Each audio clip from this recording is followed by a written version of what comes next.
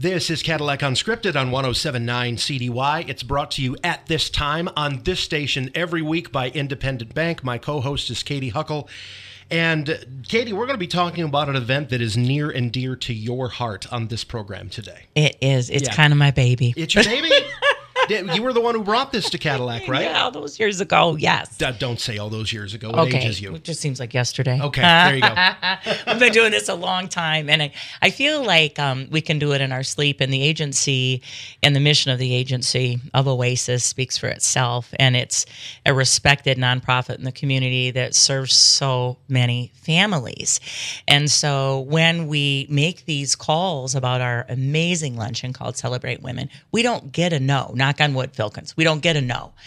I send out emails. Would you donate a basket? Would you consider this? Absolutely. Where do I drop it off? How can I help? And just before we started recording, Mike told a wonderful story about a fellow Rotarian, stepping up because Mike was telling the Rotary Club about our mission. So I want to welcome a strong board leader over at OASIS, Mr. Mike Filkins. Welcome, Mike. Thank you. It's good to be here. So you're running the committee, a bunch of chicks. You're running a bunch of ladies on a committee. How's it going? It's the Zoom meetings that we have are always fun. Because I am the guy. Token. No, I'm kidding. Yeah, no. But you're on it, boy. You're organized.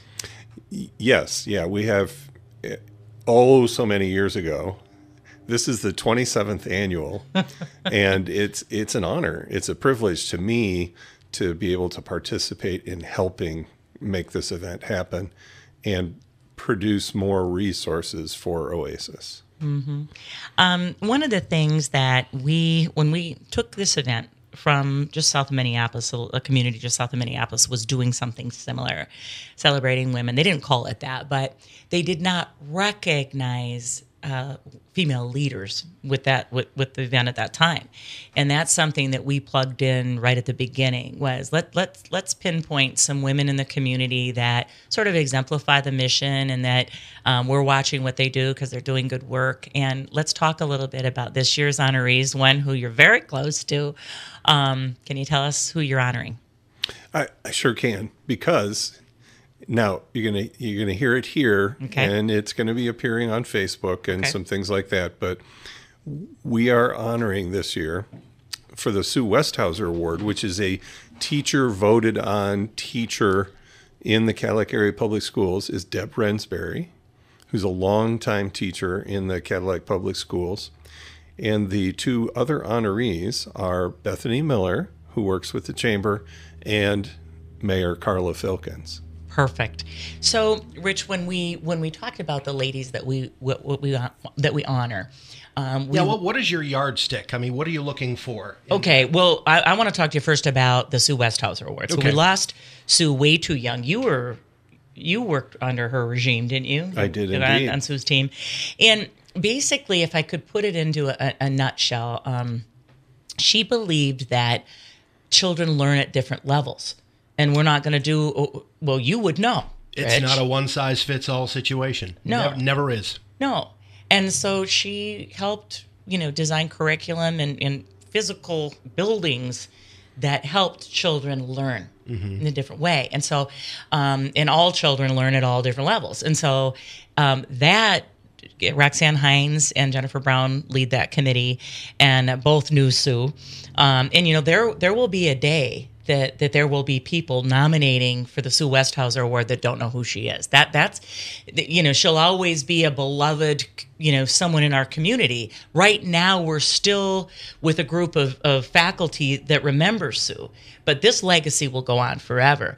Deb Rensberry has been in the system for years, and when I got in the school system, and is a beloved favorite among kids. And when I reached out, and this is typical every single year, these people are so surprised that they got recognized. They're just shocked that it was them. Because they're probably bogged down in the day-to-day, and they don't really think about how appreciated they are. Right. And then for Deb, who knew Sue, it's just, they're kind of awestruck. Like, wow, I'm a part of that. Something so excellent, someone so passionate about kids.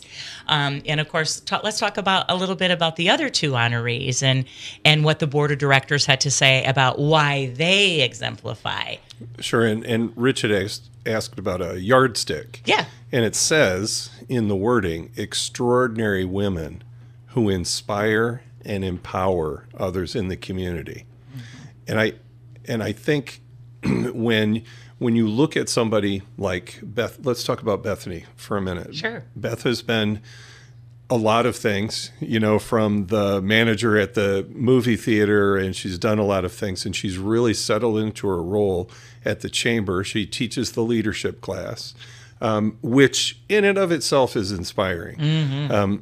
Here's a young lady that I had in class as a trombone player, so many years ago. And she's gone through things like lots of people do in life. She's worked hard. She's kept her eyes forward. And other people see that.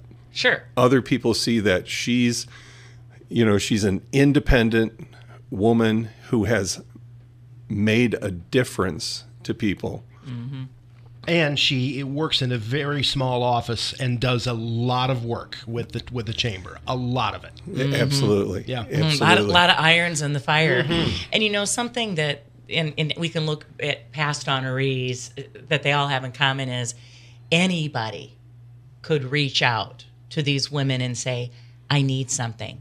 I have a problem. I'm in trouble. I need to raise money. I need to do this. I see a community need that isn't being met. And Carla in particular fits that mold, because I can remember a couple of years ago when I think Carla was auction chair, maybe of the Rotary auction, a couple of years in a row. And this is right on the edge of retirement. And I remember sitting in her living room going, don't you have enough on your plate? Do you really need to be chair of the Rotary auction in addition to the mayor and in addition to running logistics of that, this kind of stuff? And she just batted her big baby blue eyes at me and said, well, I was happy to do it. That's what you do when you have a servant's heart, right? Oh, that is 100% what it is. And Yeah. Mike's over that evening. Mike's over on the computer, typing up auction items, and she's like, "This is our theme," and show me this. And I just thought, I don't think these two get a break. Busiest retired people around, right? Yes. Retirement is just the start of something new. Well, when you look at something as something that needs to get done, you stop thinking about anything else. You stop thinking about the time commitment and that kind of thing. I was talking with Beth recently on a couple of different levels, and we were in a meeting talking about the power of saying yes, that it's inspirational to others, that it leads others. And I know that people that volunteer a lot will tell you there's not enough volunteers, but the bottom line is there are people who notice, there are people who come alongside and say, you inspired me to do something more or to do something for my community rather than just sitting around. It's so well said. I look at the community and somebody like a Mary Bellows, who when she retired, she was just getting started too, serving on all these boards and doing, all this stuff. And it inspires people to step up. I remember years ago, I was running the United Way campaign. It must have been in the 90s. And I had an anonymous donor. I was nervous because I had thrown out some big numbers to hit in Wexford County. And I had an anonymous donor show up at my office with a check for $5,000 towards the campaign. And I said, can we please print your name? Can we please share this with the community? And he said, no. And so I respected that and gave it about 24 hours. And then I called him and I said, I just want to give one more flyby with this. I said, and let me explain why.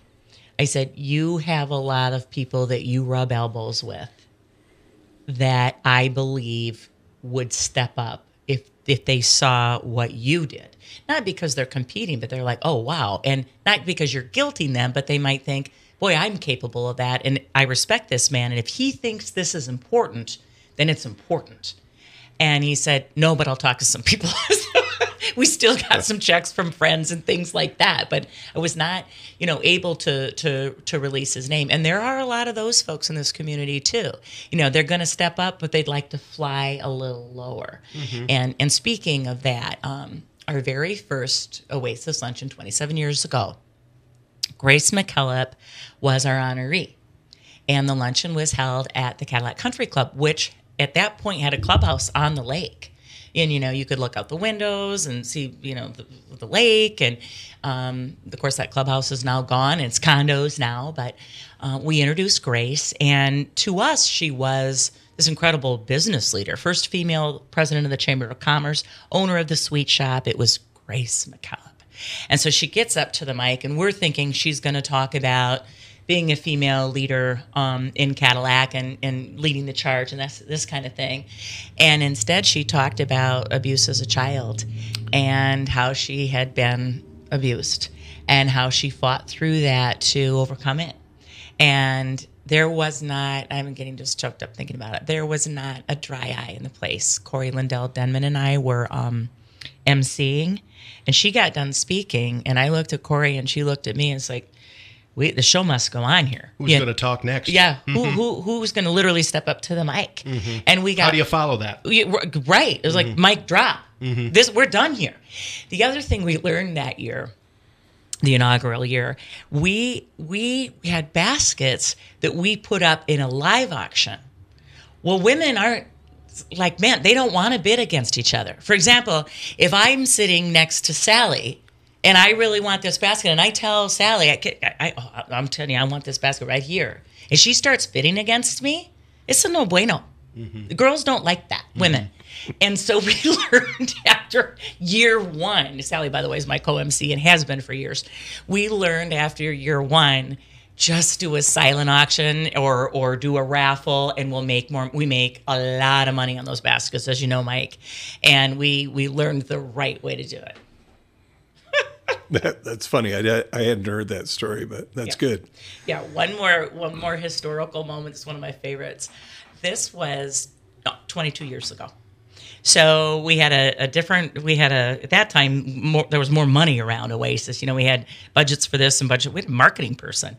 And it was the night before the auction. And I called her, and I was emceeing alone. And I called her and I said, no, I was emceeing with Corey, but I had the script. And I called her and I said, I'm so sorry to bother you this late at night. It was 10:30. I said, but I'm in labor and I'm on my way to Munson. And she said, you're kidding me. And she's like, I've got to get out a brown paper bag and start breathing in it, because I had the script. It was the next day. And I said, actually, I need to get out a brown paper bag and start, breathing into it. Next day at the luncheon, I'm, in the hospital. My daughter had been born, and Judy Coffey stood up to give the prayer, which she will do again this year, the invocation, and talked about, a healthy baby came into the world. Katie's not here. Thank you, Sally Goggin, an actress who came in and co-emceed, and Sally did the whole thing with no script, so with Corey. So we've been around a minute, Rich. You kept the script. It wasn't this a is in the control days thing. before. This is in the days before shareable Google documents. It was, but the best is when Bobby Joe said, "I'm going to need a brown paper bag," and I'm like, "Listen to me. I'm telling you, I'm on my way right now." We laugh about it now, but anyway, there are women every year. We say, if you've been here every year, stand up. There are women that have been to this luncheon 27 years in a row. How has the show evolved over the years, Katie? Well, we almost sell out every year. I will tell you, we've gotten smarter. We used to have a style show, and that was kind of fun. But now we talk about women who've been through it. A couple of years ago, we had a certified public accountant stand up and give her testimony. Again, there wasn't a dry eye. It was, my career looked good, but she was had an abuse issue in her home. And she finally left and was, on the other side of it now, but she shared her journey, and we were, again, the whole room was in tears. So I think it's become more substantial, if that makes sense, in terms of content. Mm-hmm. We recognize these women. We read, how they were, especially like with the Deborah Ensberry Award. We're going to read the nomination form or have the teacher that nominated her speak. And it's just so fun. And then, again, the ladies that are honored, in this case, Carla and Beth, when they stand up to accept their award, it's fascinating to hear who they mention in terms of their friends and family, who's inspired them. I remember Alicia Elmore was recognized one year and started with, I can't believe I'm old enough to receive this award, but then secondly, talked about her faith And so every woman leaves there inspired by these ladies, because they've got a story to tell. Mm-hmm. How many years have you been involved, Mike? Only two. Only two. Only two on OASIS. Because you probably didn't have the time to give to it when you were still working. Oh, absolutely. I didn't have any time to give to it when I was working. And then I had promised myself that I would go for 1 calendar year saying no to everything. Okay. And then, in 2021, I started picking up some things that were of interest. And actually, T.I. Shippers, who is currently the chair of the board, reached out to me just a short while ago and said, hey, would you be interested in serving on this board? And I have some personal experiences that put me in a place where it's an important mission to me as well. So, once you serve on this board, Rich, I was on it for 11 years. Mm-hmm. You may go off the board, but you never go off the team. And so there's this network. Amy Gibbs in particular comes to mind here, who's running Habitat. But there's this network of people that when you get a phone call from a current board member, the answer is yes, because you know how critical the mission is. And like Mike said at Rotary, to the club, this isn't something people like to talk about. If you've personally been through it, but then if you've also been exposed to it. I remember my first year as a board chair, our board member, Cheryl Bader, saying to me, do you want to cross-train into counseling and stuff? And I said, no, I don't. I couldn't possibly handle it. Mm-hmm. And Cheryl was, a founder, University of Michigan graduate, brilliant woman. They're all brilliant that come from U of M, Mike. Did you know that? Of course. Absolutely. Well, yeah, I know that. Blue. And she also created a template where I know when you're counseling these women, you want to move them and your children into your home.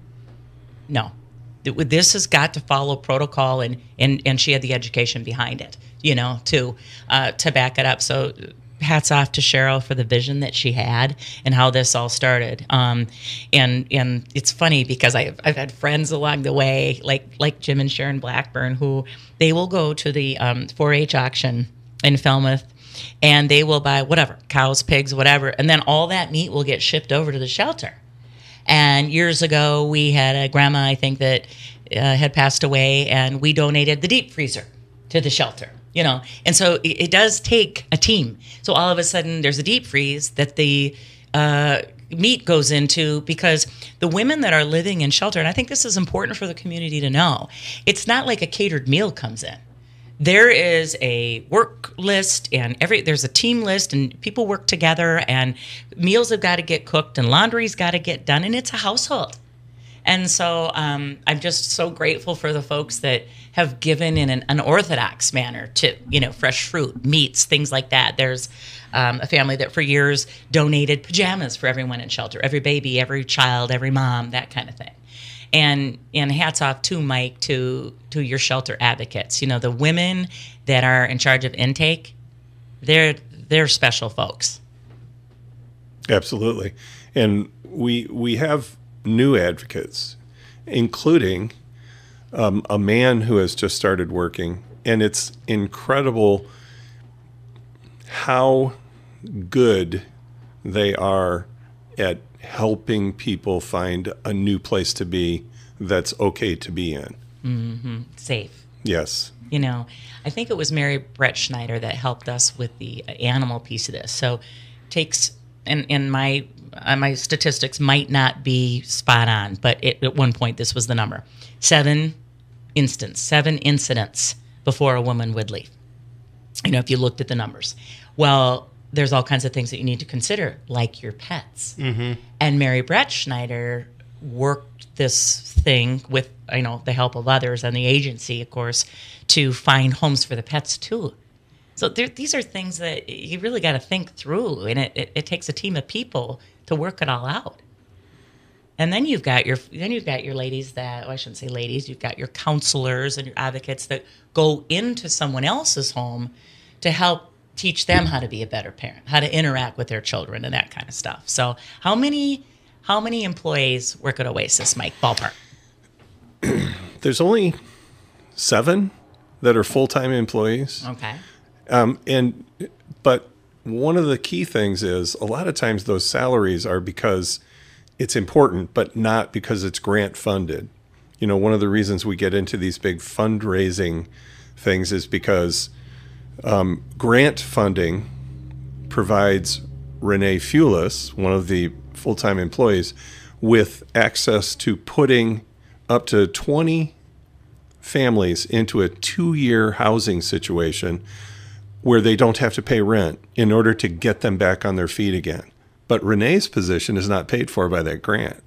Mm-hmm. So, that's why we look at things like this fundraising. But the fact that OASIS is providing shelter for people who have an immediate need, transitional homes for people who are done at shelter but still need some time, and then 2 years of permanent housing for people who are figuring out how to manage life in a new family structure. Mm-hmm.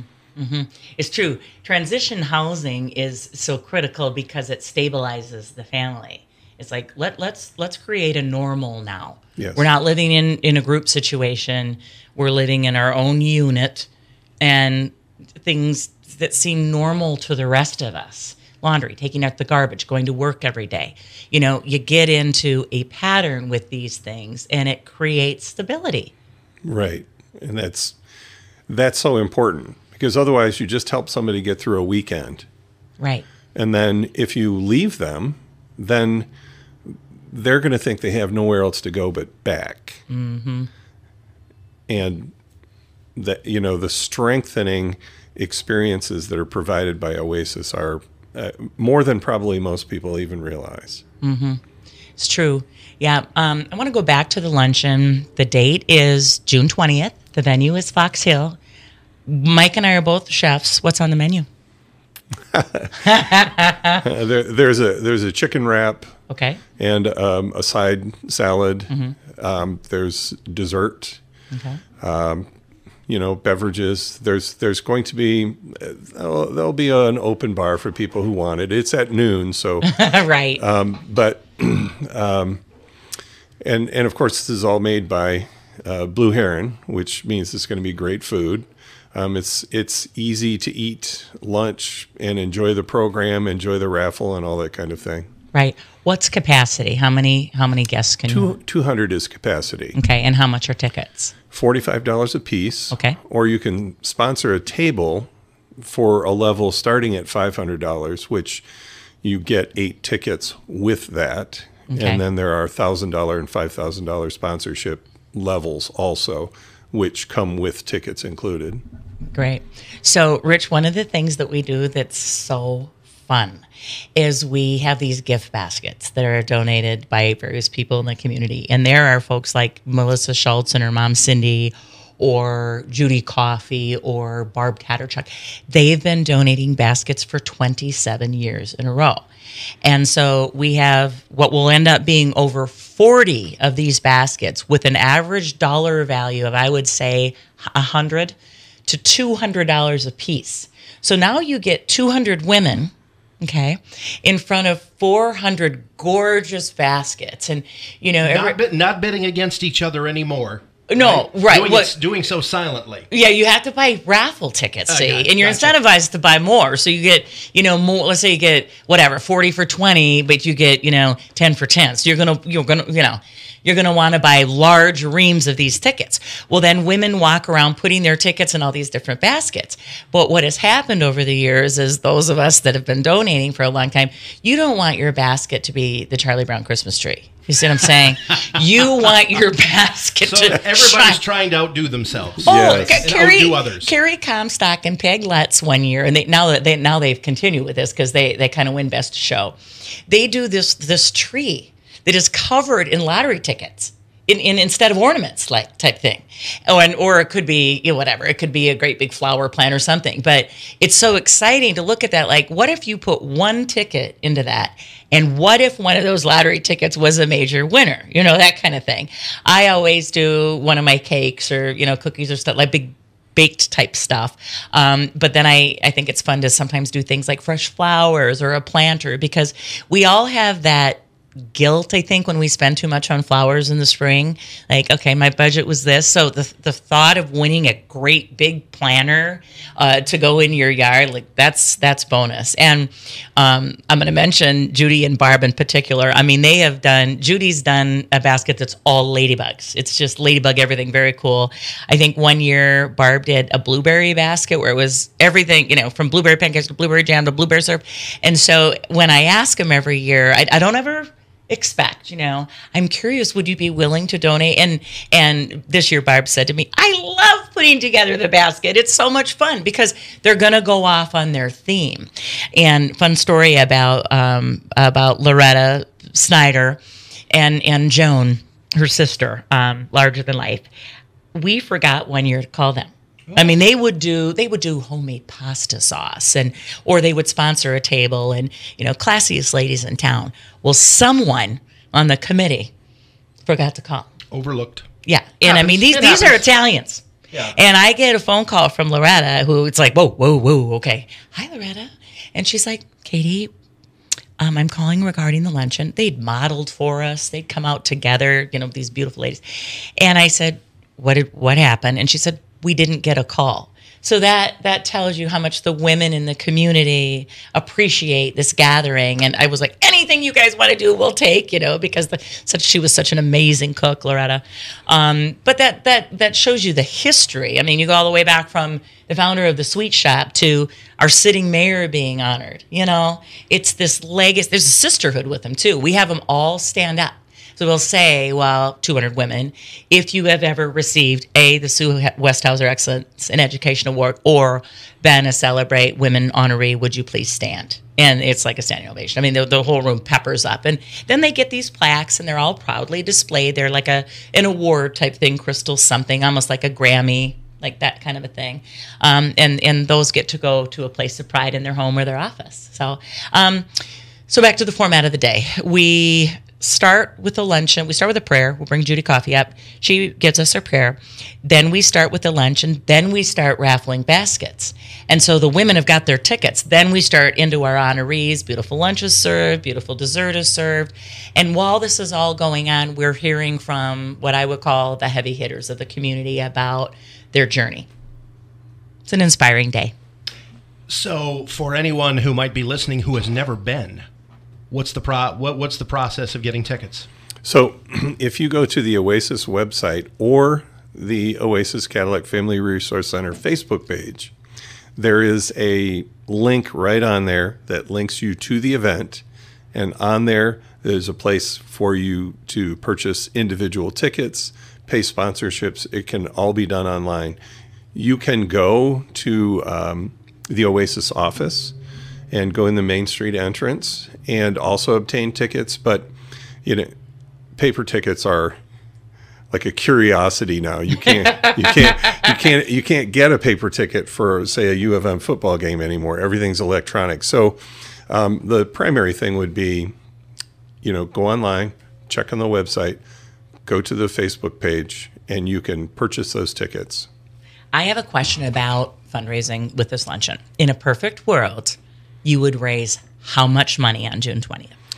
$25,000. Wow, that's ambitious. Okay. Do you still need sponsorships?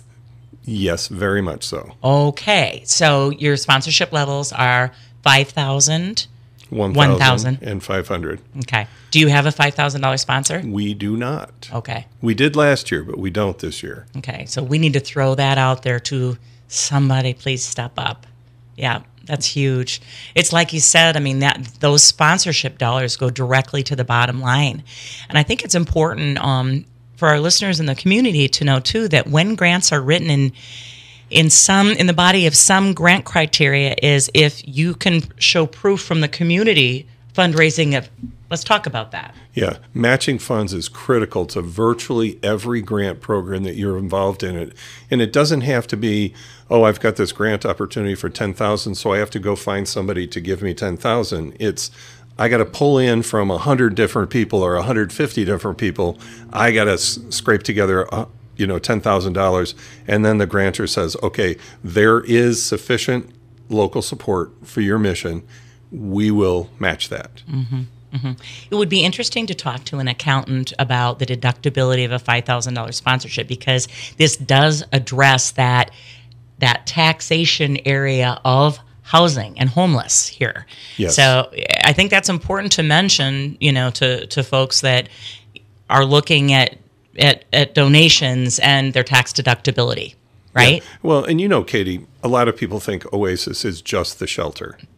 It's so much more. It's so much more. The advocacy, the parenting classes, the housing beyond the shelter. Those are all very important aspects of what OASIS facilitates. I remember having your executive director in here one time, and I said, Rich and I were visiting with her, and we said, what would you tell somebody who was in a bad situation? And she said, you might not be ready right now to ask for help, but if you call us, we can come up with a plan.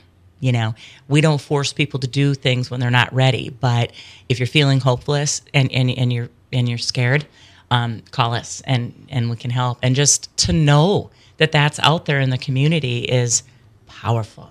Yes. Mike, date, time, location, and tickets one more time. Date, Thursday, June 20th at noon at Fox Hill Event Center. Individual tickets are $45 a piece. Sponsorships are available for $500, $1,000, or $5,000. But if you want to call in and you want to check in and say, I want to donate $50, we can arrange for that also. Please. All right. OASIS Family Resource Center. Celebrate women. Katie Huckle, thank you. Yes, Mike Filkins, thank you. Thank you. One more shout out. I want to congratulate Deb Rensberry and Bethany and Carla, 3 really deserving ladies. Yes. Join us next week. More local chat on Cadillac Unscripted, sponsored by Independent Bank, 1079 CDY.